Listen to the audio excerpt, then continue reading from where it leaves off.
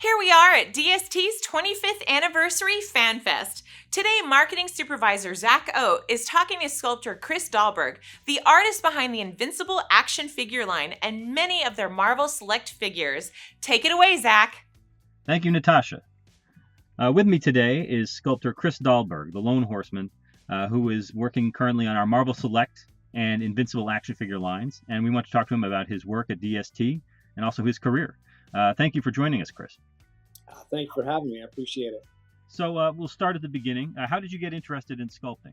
Oh, that goes back a long way. I think I was playing with clay, drawing, and doing all kinds of things as a child. Super obsessed with monsters and sci-fi and all kinds of creatures and things like that. So I started pretty young and just never put it down. What kind of a formal art training did you receive, if any? I have a master's degree. I also have an undergraduate degree. I went to Lyme Academy of Fine Arts in Lyme, Connecticut, which is a very old traditional school where I learned most of my anatomy and kind of formal training in figurative sculpture. And then I eventually got my master's at Parsons School of Design in Manhattan. And that was more of a contemporary art school, focusing on conceptual art. So I got kind of a good balance between two different schools of art and art making. Was it difficult to transition from clay, from a traditional sculpting background, to digital sculpting? I'll be honest with you, I was very opposed to the digital thing when it started kind of coming into play. I have been working with my hands all my life, so it was a difficult challenge, but I was also seeing so many artists making really incredible work, and you clearly could see the change in the industry.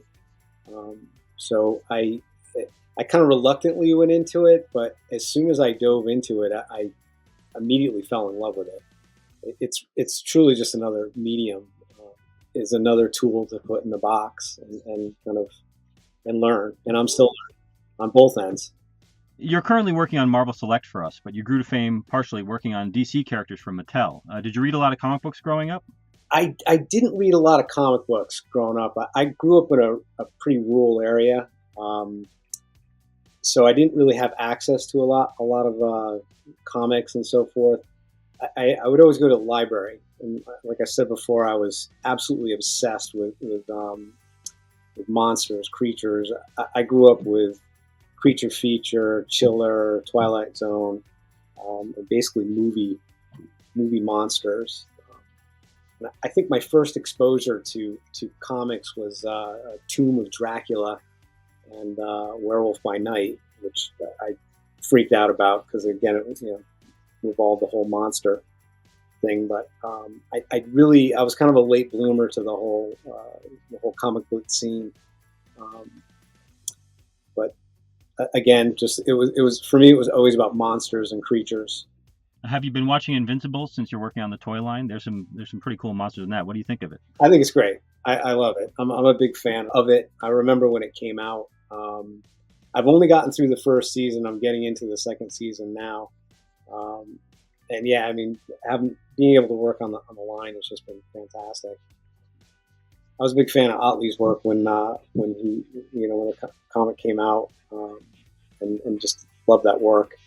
Now, you've had a lot of experience sculpting action figures, although you came from a more fine art sculpting background. What are some of the challenges of sculpting when you have to take articulation into consideration? Are there different ways to approach a figure? Yes, absolutely, and that has also been kind of a learning transitional stage, because a lot of the articulation that I was doing early on was very basic, and it was less about the articulation, more about the sculpture. And as we've evolved, it's definitely a balance of both, but the articulation and the engineering is really, really important in order to maintain like a good anatomical look and feel, but also have these really dynamic poses. So it's always challenging. I really enjoy that part of it. The engineering part of it is very interesting to me, and I've definitely seen a progression from stuff that I did early on in the McFarlane days to what I'm doing now, especially with DST. People have been responding amazingly to your classic Captain American figure that you sculpted for us. Was it a challenge to capture such a specific look? I was working with you guys on it, and it was kind of a back and forth. This is always a team sport to me, and I think it always has been. There's so many other people involved, and kind of choreographing how it should look, what it should look like, and that was just I really like and love how that piece came out, and it was just so much fun to work with you guys on it, and I'm really happy with the fan response to it. So I'm hoping that the other ones to follow will be just as well received. Your bust of Frank Sinatra is in the Hoboken. Sure. I was trying to pitch to the town. I wanted to do a life-size statue of Sinatra years ago, and I'd kind of been slowly working on it, but mainly working on a bust. By the time I had finished the bust, which actually is right back there, the model that I was sculpting, by the time I was finished with it, they had already commissioned someone to do the statue. So I've got a very close friend of mine here in town who's born and raised in Hoboken, very well connected with the community and the politicians in town, and also the museum. So we approached the museum and said we had this bust, and would it be possible to put something together?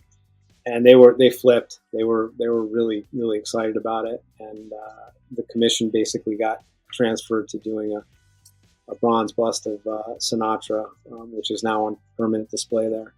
That's great. What are you working on now outside of your toy work? Outside of my toy work, the big thing I'm working on right now is I'm changed gears, and because I'm also a huge fan of Marlon Brando. And the film On the Waterfront was filmed here in Hoboken, and has really strong ties to the history of Hoboken, longshoremen, and all that was going on at the time with the unions and the mob and so forth. The movie is absolutely amazing if you haven't seen it. But I designed and sculpted a maquette of Brando from the film, and I'm currently pitching it to the town as a life-size statue. It's been very well received. We had the 70th anniversary this weekend, and everybody seems to be really excited about bringing this to fruition. So my hope is that will hopefully be something that I can do coming down the pike. Obviously, you're sculpting these very realistic portraits of these, very famous people. Do you enjoy that as much as sculpting monsters, or more than sculpting monsters, or is it nice to be able to dip your feet into either pond? It's definitely nice to be able to go in both directions, because I love sculpting monsters and creatures, and it's just those are my roots. That's what I grew up with and what I enjoyed as a child. And when I got into the fine art end of it, I was completely focused on that, on doing realistic, commemorative type sculpture, bronze work, things like that. And again, this is back in the early 90s. I stepped back into the toy industry, working with a small company back in Connecticut, and Design Innovation. Shout out to Design Innovation. They kind of gave me my start in the toy industry, and I've kind of come full circle. So it's a weird thing, and now being able to do both is really just a wonderful thing. I'm truly blessed. Thank you so much for talking with us today, Chris. I'm a big fan of your work. I have been for a long time, so it's been an honor, and I look forward to seeing more great stuff for you in the future. Thank you so much, Zach. I greatly appreciate it.